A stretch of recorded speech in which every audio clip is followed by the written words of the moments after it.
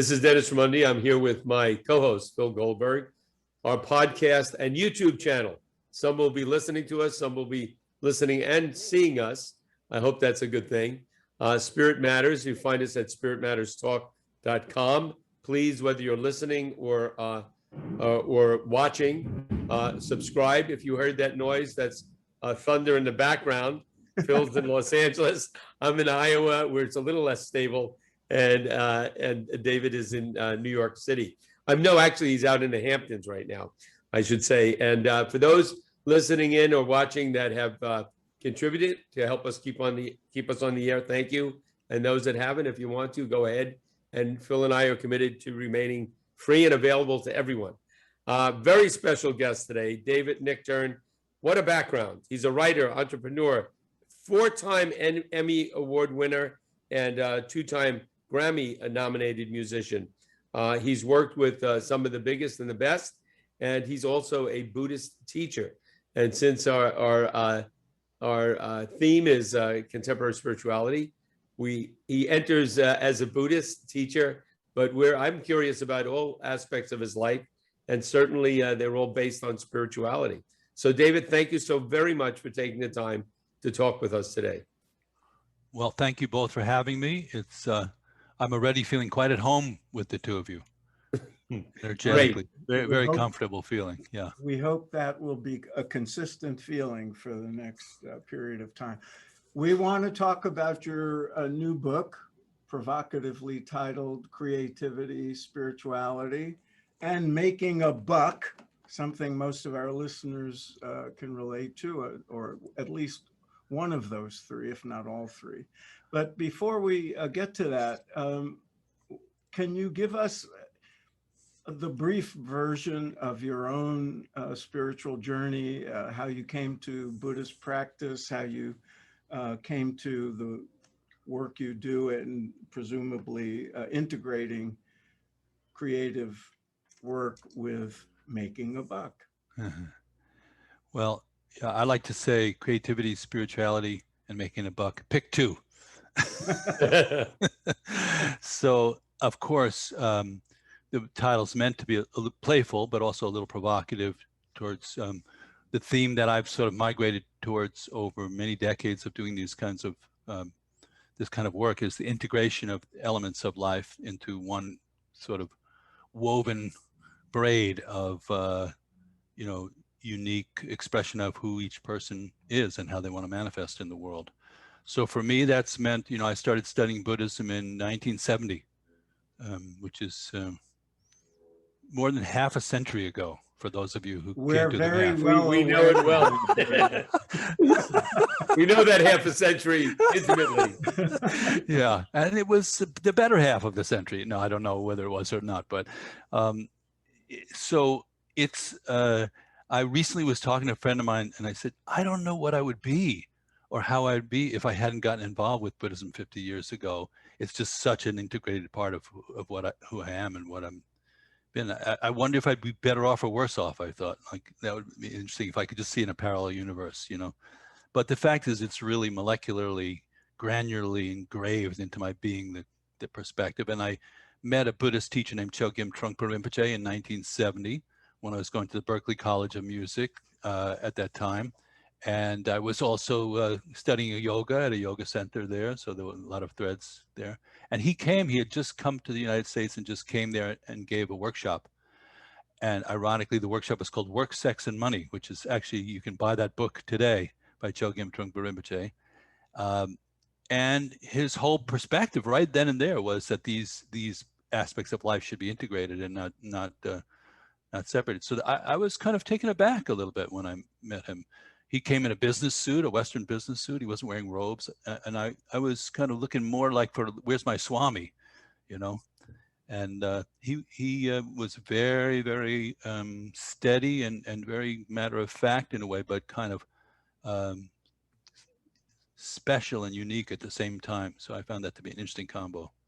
I have to say, in 1970, I was taking private flute lessons at Berklee School of Music with a guy named Joe Viola, who I later found out was kind of legendary for for teaching horn players.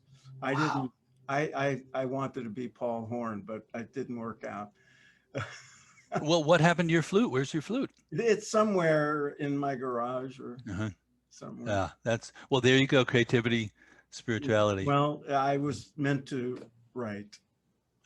When you said write, you make piano hands. Did you? That, yes, there's a keyboard in front of me. Okay, so you're I didn't know about Phil's flute playing, so I'll have to follow up on that. okay.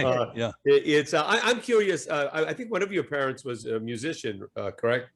Well, I had the following. That was my spiritual lineage, but my family lineage was my dad was a child psychiatrist.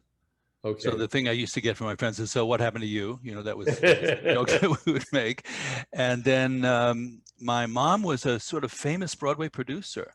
She was the first woman to win a Tony Award. Wow. For producing on Broadway. So she was a tremendous influence. And then my uncle, who was her brother, was a famous musician too, Herb Joseph.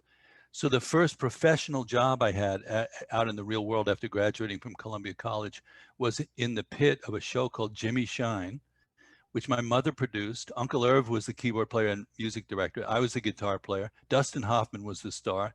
John Sebastian wrote the music. And that's me right out of college. And it was, nepotism incorporated, All right. So here, I'm curious. So would you say your first love or your first passion was music, was production? And then when spirituality entered, did it knock you off your track a little bit, or did you immediately see that spirituality and Buddhist teaching can actually help me with all of this? What went on? Was there a whirlwind of thinking at that time about how you fit into everything, or how everything fit in with you? Yeah, how everything fits into you is probably a better question. Yeah. And that's a great question. In a way, it's the essence of why I wrote that book 50 years later, because there was some element of competition for my time and energy and attention, because I studied Buddhism fairly seriously. So at one point, like really kind of the peak of my music career, I wrote a song called Midnight at the Oasis, and I was scoring pictures in Hollywood and, playing with a lot of very well-known But by the way, I think that won a major Grammy. That was a big song. Marie Meldar, right? And fabulous song. I think it was a #1 hit and won awards.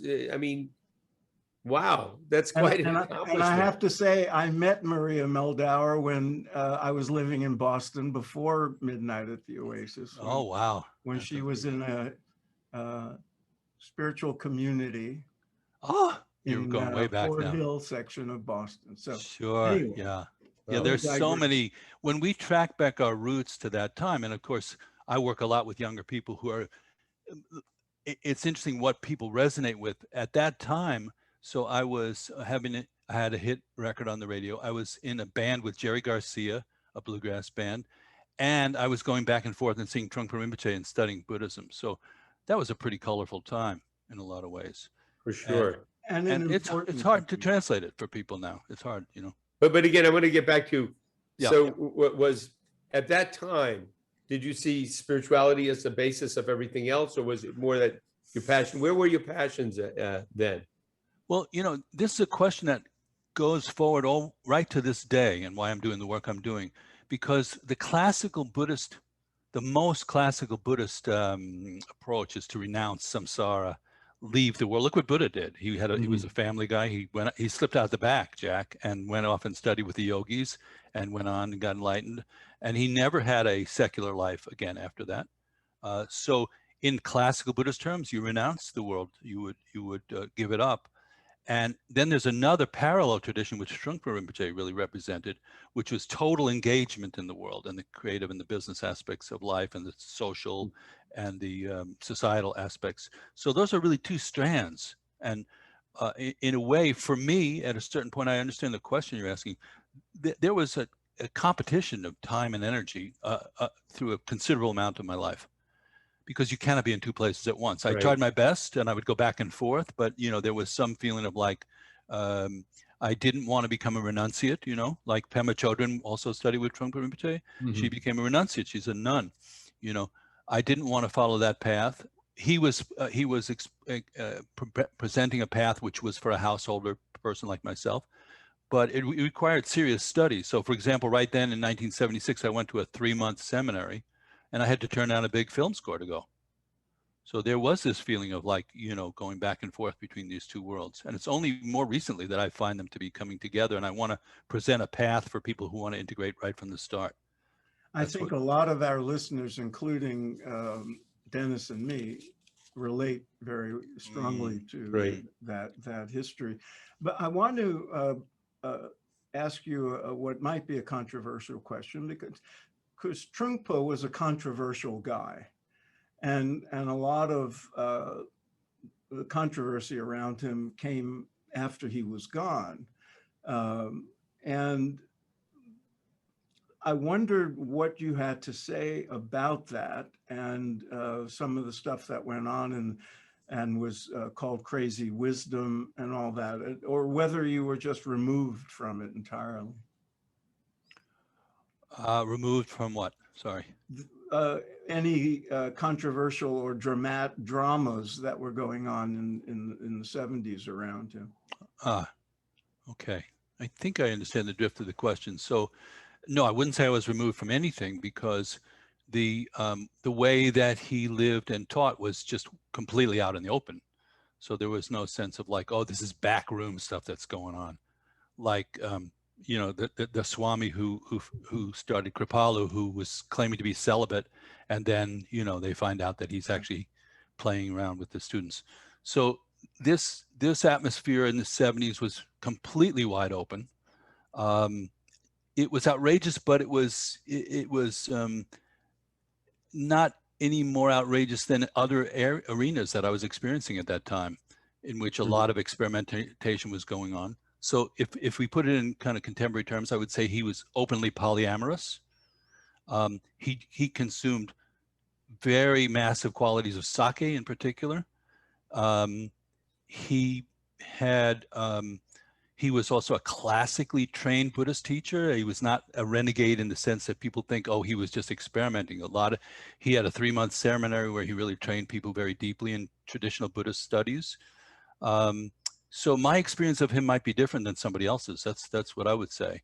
And I don't want to try to you know, address somebody else's experience, but my experience was that he was provocative and he was you know, creative, but I dug it. You know, I was part of an atmosphere in which that all felt appropriate, and in fact, you know, it was part of our spiritual training to not just put everything into neat little packages. So I didn't have any problem with it, that aspect myself, but it wasn't hidden from me either. And I never saw him hurt anybody in any way. I just want to go on the record as saying I never, even at any state of that. And to this day, thousands of his older students still are completely, you know, dedicated to preserving the teachings that he presented. David, I'm curious. You got involved with Buddhism. I don't know at what point you considered yourself a Buddhist, whatever. In 1970, I started meditation, TM, back in 70, and at that time, you know, there were very few people in mainstream society that were practicing meditation. There were, I don't know that I knew any Buddhists. Obviously, over the course of time, the last 5 decades, meditation, Buddhism has become more and more incorporated into the culture. I mean, Phil wrote the book American Veda about how that influence came. What did you notice in terms of when and why do you think Buddhism really sort of took off in the U.S., where you hear more and more people becoming Buddhists? And was it the type of Buddhism that you were involved with? Yeah, so those are all good questions. And I think some of us saw this coming. You could say that there was going to be an increase in the popularity of some aspects of this type of training. And one of the interesting things is it blends very well with psychology. You know, the way we were taught was very psychological in a way, as opposed to a kind of religious-y kind of vibration to it. And the onset of unpacking the Buddhist teachings and taking a piece off, which is called mindfulness, was kind of inevitable, because it's something that fell off the Buddhist bus, and everybody opened it up and went, this really works here and now. And many people think that's the synonymous with Buddhism, mindfulness, but it's actually just a very small piece of the path. But it's a foundational piece. And I feel it's a piece that can be secularized quite easily. And it's a good thing that millions of people want to learn how to practice mindfulness. But it's not, it doesn't mean that they want to go beyond that to study the rest of it, which could lead to a process of discovery, transformation, emotional opening, development of compassion, skillful means. So I don't know if the culture has gotten to the edge of that, and I don't know if they'll pull back at a certain point and go, okay, that fad's over. It could happen. Parallel with yoga and other sort of Hindu-based forms of, in this integration of work and making a buck and spirituality, in my experience, a lot of people, especially creative people, and especially people who are serious about their spiritual lives, want to follow the do what you love and it will pay off model. And many find that you can do what you love and it doesn't necessarily mean that people will pay for it.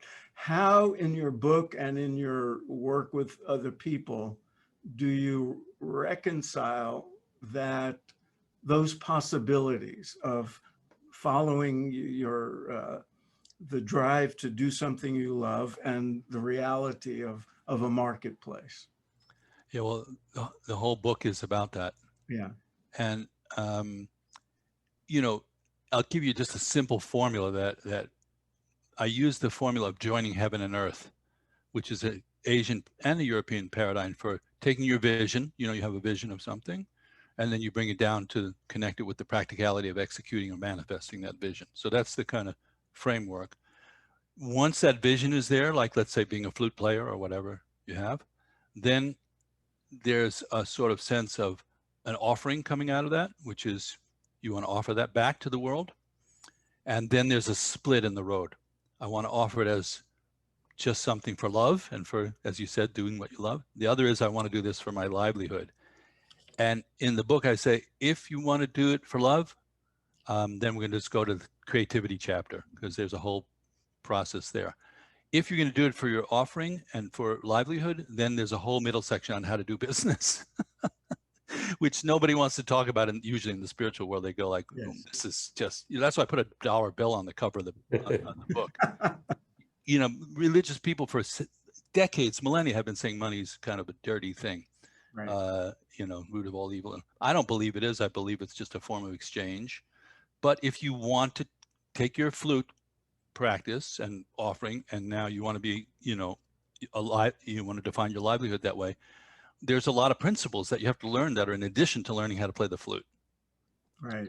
And they have more to do with skill than love at that point.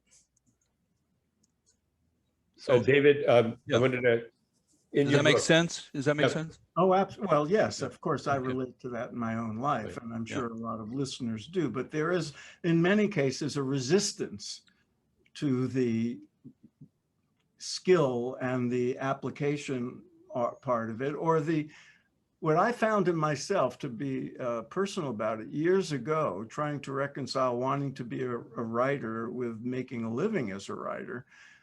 I finally realized I used to say I'm not good at marketing or self-promotion. The truth was I had contempt for it, and I had to get over that. Sure. Right. Do you find that? I kind of like business, and I'll tell you why. And it's the reason why I'm building a company called Dharma Moon right now.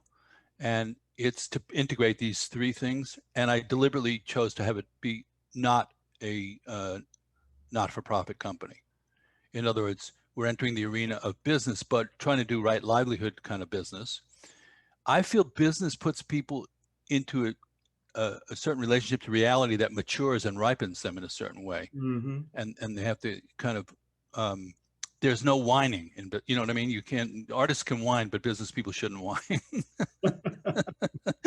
You know, so I guess I feel like I enjoy that part of the adventure also.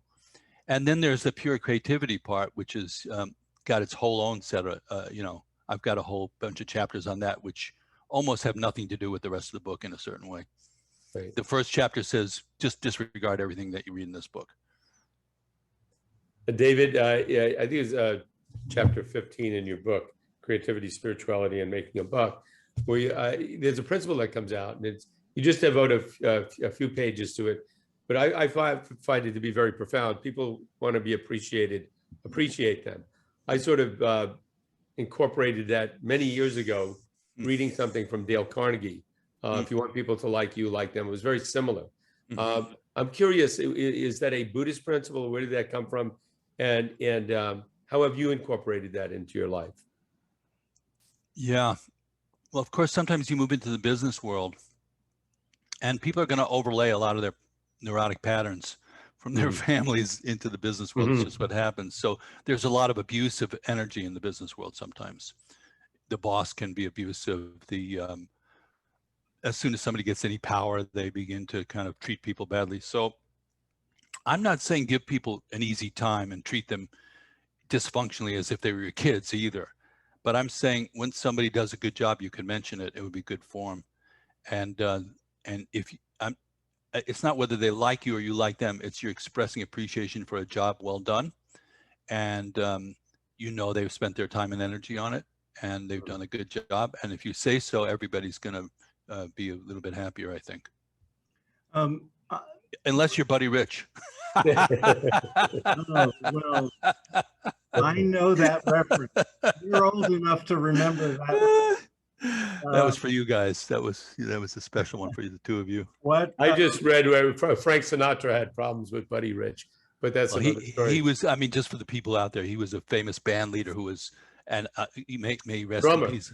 Yeah, but a band leader also. Yeah. And the joke in the music community is he just wasn't that, he did not appreciate his players and was kind of harsh on them. So, and I don't know if that's true or not, but that's just the kind of the common track there. I have read similar. Yeah. Yes. Exactly. One of the questions I wrote down in advance, you've alluded to, you've mentioned by name, which is the Buddhist precept of right livelihood. Tell us about that and how it fits into the making of a paradigm. Well, you know, the seminal Buddhist teaching for everybody out there who, and many people who would know this, is called the Four Noble Truths, right? And the first one is the truth of dukkha or suffering or some kind of discomfort, acknowledging some kind of fundamental underlying discomfort rather than trying to pad your way across over it. The second one is looking at the cause, look at the source. The third one is mitigating the source and therefore mitigating the suffering. And then the fourth one is the path to doing that. So that's called the Eightfold Noble Path. And it's basically about using the situation at hand in order to cultivate a balanced and ethical relationship to things like speech, how you hold your body, what your outlook is, and also your relationship to livelihood. So it's not at odds with your spiritual practice. In other words, you don't go like, it's not like you go to church on Sunday and say, or Saturday and say a few baruchas, you know, or whatever. And then Monday you're just like, conning everybody, and there's too much separation there. So the Eightfold Path is, let's integrate the daily life with the Dharma outlook, and that's really in a nutshell. And explain what right livelihood connotes to you. Yeah, well, and I think it might connote different things to different people, but it's a contemplation of like, it would be not lying, cheating, stealing, those kind of it's interesting how basically I haven't found a religion yet that advocates you should go do those things, So I think it's common human wisdom. If you want to treat people well, be fair, recognize that you do need to pay your rent, that you do have certain physical needs that are not, you know, something that you can just gloss over. So you have a balanced perspective to livelihood, and it's mixed with an ethical approach. That's what I think livelihood is. Mindful livelihood. David, do you have a spiritual practice or practices that you commit to doing every day? Yeah, I meditate, and meditation is has varied forms, because in the tradition I study, which is Tibetan Buddhism, there are many, many different forms of meditation. So the basic premise is you're cultivating something, either mindfulness, awareness, compassion, something like that. I do something like that every day. Yeah. One of the things that came to mind when I started reading your book was something I heard many, many years ago in the context of the Beat Poets, which is the expression, first thought, best thought. And then I noticed that Trungpa actually said the same thing, because you mentioned it in your book. Yeah. At this first thought, best thought, I want you to explain what that means, and then tell us what it means in the execution phase, because I always associated that expression with people like Allen Ginsberg. And then I had occasion to see an exhibit of all the drafts of the poem Howl, and all the crossing out and all the changes and all the execution that went in. Tell me about that.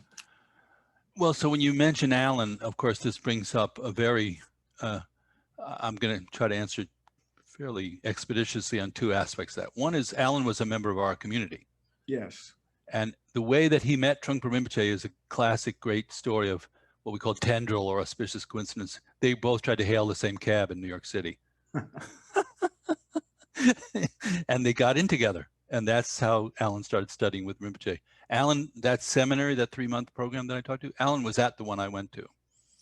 So when Rinpoche got here, he was mixing kind of his training with a lot of the contemporary forms. So like at Naropa in Boulder, Colorado, they had the Beat Poets Society there, and Allen was there, and Gregory Corso, and a lot of the poets at the time. And they would have what I guess you would call a poetry slam was part of the hang there. And Trungpa Rinpoche was in there. He was a poet, and the way he did poetry was kind of very much first thought, best thought. That's a phrase that he actually coined. And it's really going from a sort of space of open mind to something comes through and you just go along with that. So sometimes he would even do group poetry with his students that way. So you don't have time to linger or dwell particularly. Now that's different from impulsive.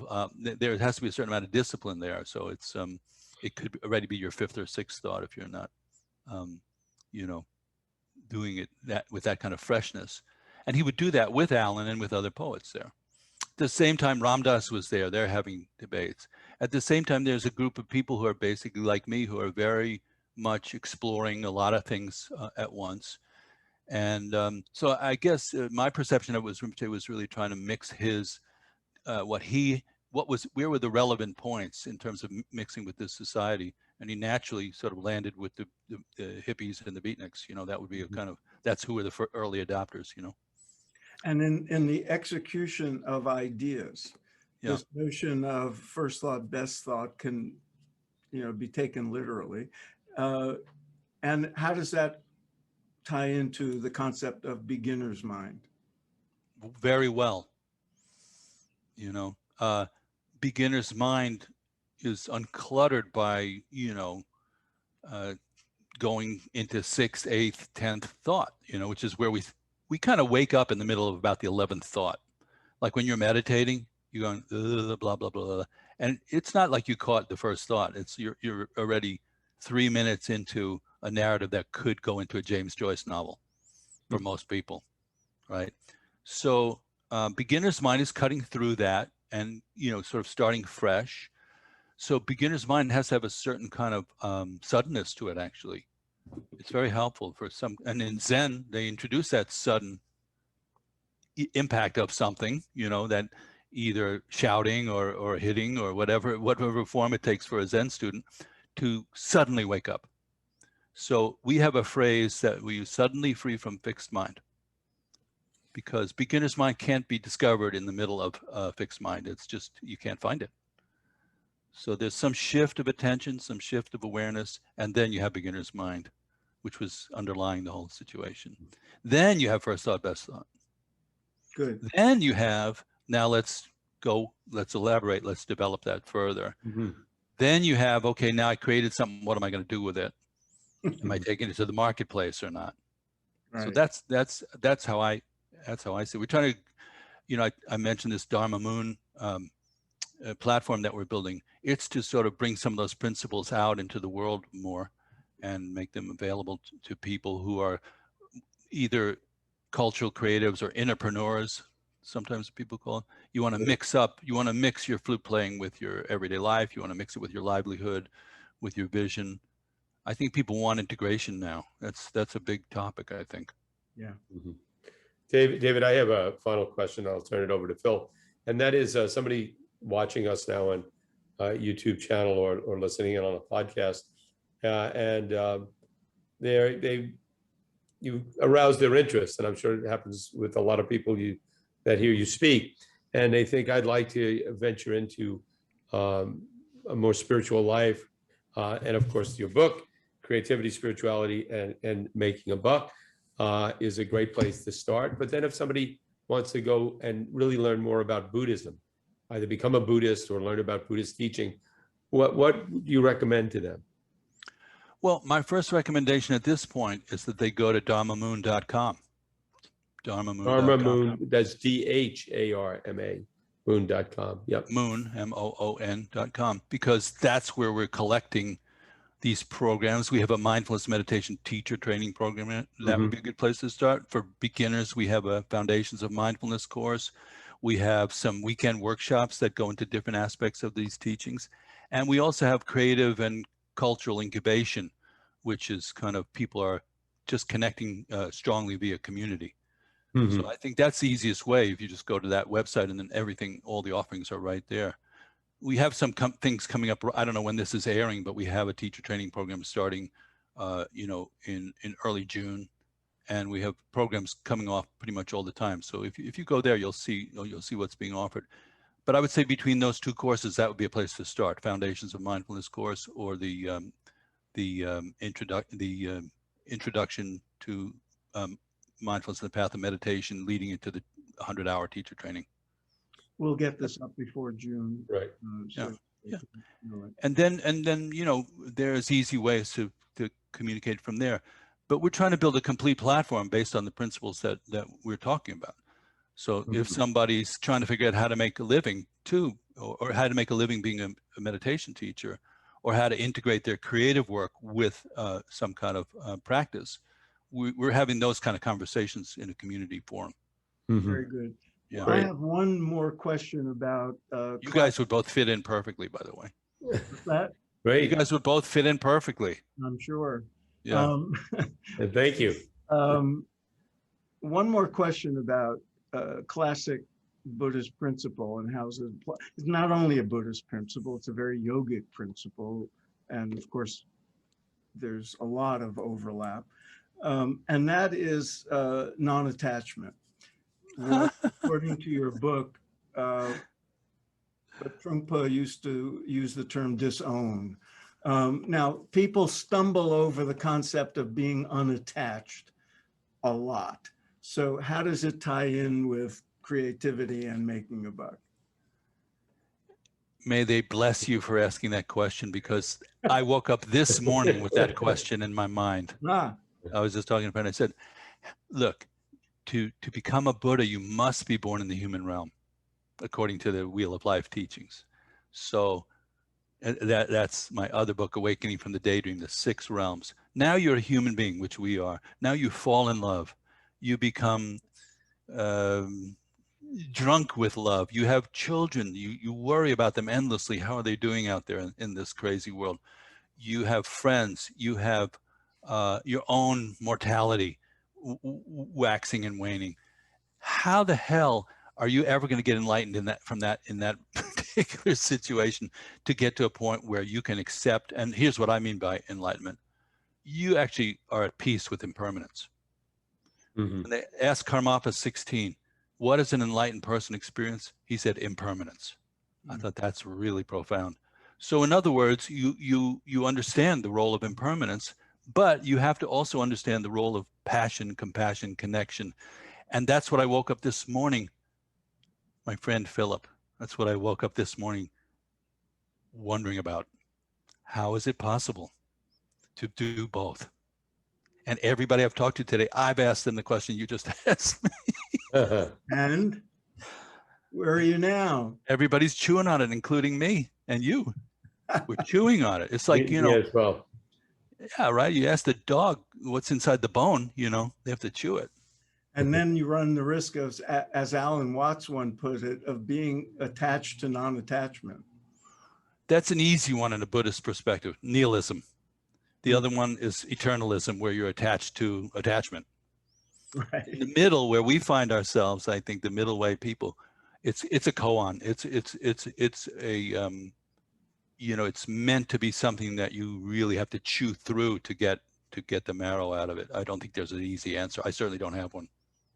Very good. Yeah. Right. Dennis, any final questions? No, but you mentioned the other book, Awakening, from the Daydream. Yeah. And the book that is most recent. Want to make sure we promote that. This will all be posted up. Wonderful. I'd love to have you back on, because Okay. as soon as we get off, I'll have a lot more questions. Yeah. And yeah, 50 years of wisdom, and what a career! Music, business, all around, a triple threat, as we say. So thank you so much for taking the time. Final parting words for our listeners, David? Yeah. Use your inner gyroscope to get through this period that we're in right now. Don't try to navigate from the external reference points too much. Yeah. See if you can find some kind of mental and emotional stability that is more internal right now, because it's a strange, landmarkless scene that we're in right now. And also be very kind to yourself during this time. By the way, it's May 2021. For those listening in the future or in our archives, this is being recorded in May of April. April 20, End of April 2021. 2021. Ah, I see, because they might be listening hundreds of years from now and go, Right. I don't know what they're talking about. When was 1970? Well, yeah, and I'm working on a little autobiography called In One Era and Out the Other. Because that's what it feels like. It applies to music as well as spirituality. Yeah, but it's coming around again. A lot of things that we think about are still present in the equation. So Sure. I want to thank you guys both for having me on your show. It really felt, I said at the beginning, feels like home, and it's a good feeling. So thank you. Great, thank you. Thank you, David.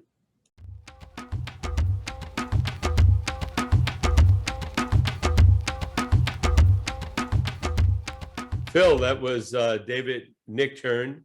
Oh, what a pleasure. What an interesting person. I mean, Emmy Award, Tony Award, a Buddhist, just an all-round interesting, fascinating guy. And also talking about how spirituality, business, and creativity all work together. And, every time I speak to somebody with a Buddhist background or is a Buddhist, I realize, like Christianity, like Judaism, like Hinduism, there's different angles and elements and camps that exist within those communities. And certainly with Buddhism, I feel I'm always learning something new, because there's so many aspects to it, and I'm not so terribly I'm more familiar with Hinduism, for instance, than with Buddhism. So it's always fascinating to hear, and certainly he's done an amazing job incorporating it into his life. Well, there's a lot of things in what you just said. I mean, I think a lot of people hear about one form of Buddhism, especially back when we were young. What most people thought of in Buddhism was Zen, the Buddhism that came from Japan, because the beat poets had made that well known. And then, you know, now we know about Vipassana practice. And then because of the Trungpa Rinpoche and later the Dalai Lama, we know about the Tibetan forms of Buddhism. Buddhism spread all over Asia and took on different forms. Yeah, and we mentioned this before, but just in the last few years, mindfulness has just exploded. Yeah. And what area of Buddhism does mindfulness come from, or is it I think part of all Buddhism? It goes right back to Buddha himself, but then it takes different forms in different places. So, you know, the mindfulness practice associated with Vipassana might be, you know, have different nuances from what somebody else calls mindfulness. So, but, you know, what he's teaching in this book, for example, the basic mindfulness practice is very similar to what you might find in a book by, you know, Sharon Salzberg, who we had on recently, or Jack Kornfield, that attentiveness to the breath method. But there, you know, it has different meanings for different people and in different lineages. So we're, you know, Buddhism is an incredibly rich and diverse set of lineages, just like what we call Hinduism is, or the yoga tradition, or any of that. There's the diversity is extraordinary. But anyway, all spokes leading to the same center of the wheel, as they say. You know, another guest who's been at this, his spiritual pursuit for 5 decades, and something that yeah, we gotta get some we are young somewhat people familiar on, with. Dennis. What's that? We need some younger guests. We need some younger. It's like, but they all seem younger from all their spiritual practice over these many decades.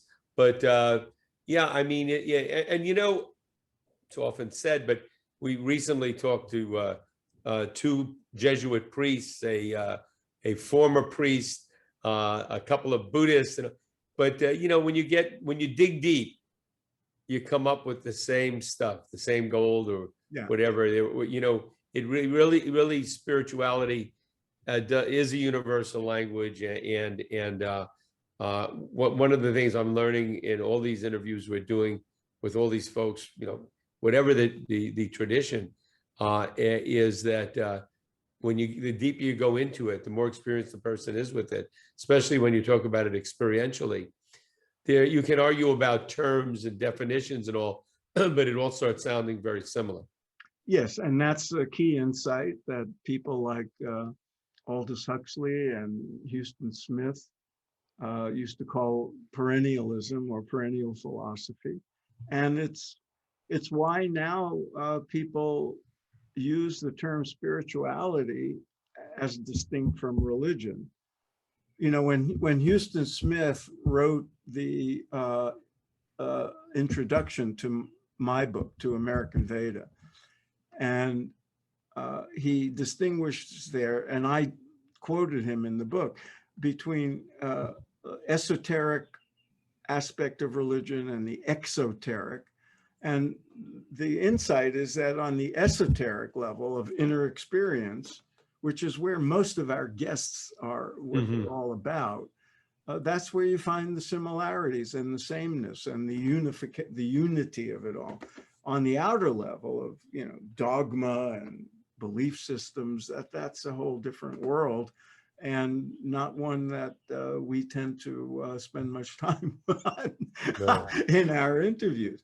But one of the things, to get back to David Nichtern, one of the things I was glad, one of the reasons I was glad to discover his work is this struggle between wanting to have a rich, deep spiritual life, and also, you know, the need to make a living and have a job and all this, you know, real world householder stuff. So many of us have struggled with that, especially when we were younger.